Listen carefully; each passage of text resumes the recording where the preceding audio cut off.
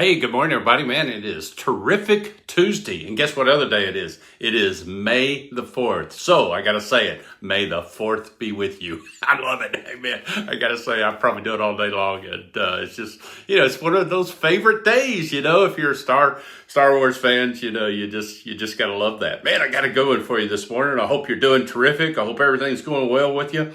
Hey, man, if you got a prayer request this morning, just drop it in the comments there and, I'll pray for you. I'm usually when I do these on a work day, I'm kind of rushing out the door. But I'll get to it, I promise. And sometimes it takes me till I get home. I don't do a lot of texting and stuff during the day unless I just really think it's important. Some people will send me stuff and I'll just wait till I get done with my day. But let's just talk about this morning's quiet time. Oh my goodness, I'm going to make a big announcement here about our church. Some others have been doing that, but I'm kind of waiting for something that I can do. But man, God has taken our church to a whole new level, a whole new place. And man, we're just taking the next step in the place that God has wanted us to go.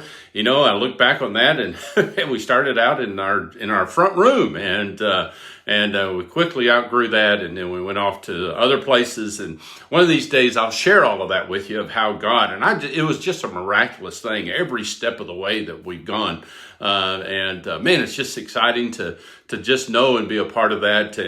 And so this morning, the quiet time was from Henry Blackaby. And Henry Blackaby is just one of my favorites, experiencing God. If you've never done that, I don't know how I'd encourage you anymore to just go through and look at Henry Blackaby and see, just go through that course. I mean, it's just amazing how God just works in our lives and how He has brought that out. And so I really want to encourage you. And so in the quiet time this morning, he talks about how that God has brought us to Him. And so he tells Israel, and this is in Exodus 19, looking at my Bible here, in Exodus 19, he says, I brought you out of Egypt on the wings of eagles. And man, that's kind of been my experience in my life, is that God has brought me places on His wings, and it's just been a miraculous thing to watch that. And then he says this, and I'm going to turn and look and read this exactly. He says, I carried you on wings of eagles and brought you to myself. Well, the point that he wants to make is that God brings us, we go through these experiences and these activities in our life so that we come close to God and we experience God and who He is. I'm a big kick on this right now because I want in my life to experience the Lord in His presence even more and more and more. And so as we go through life and as God does things in our lives, remember, activity is good and it's important. It's things we should do.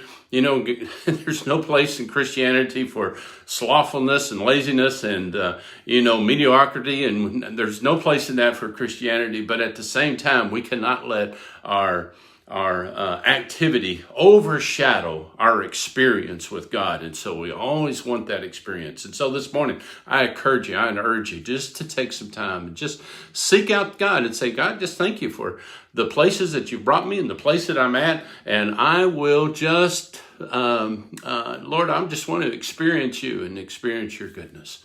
Amen. God bless you. Man, I tell you what, that'll help you out. Now, man, I just love experiencing God in His presence. It's the greatest feeling in the world, and I hope you'll get it too. Hey, God bless you. See you now. Bye.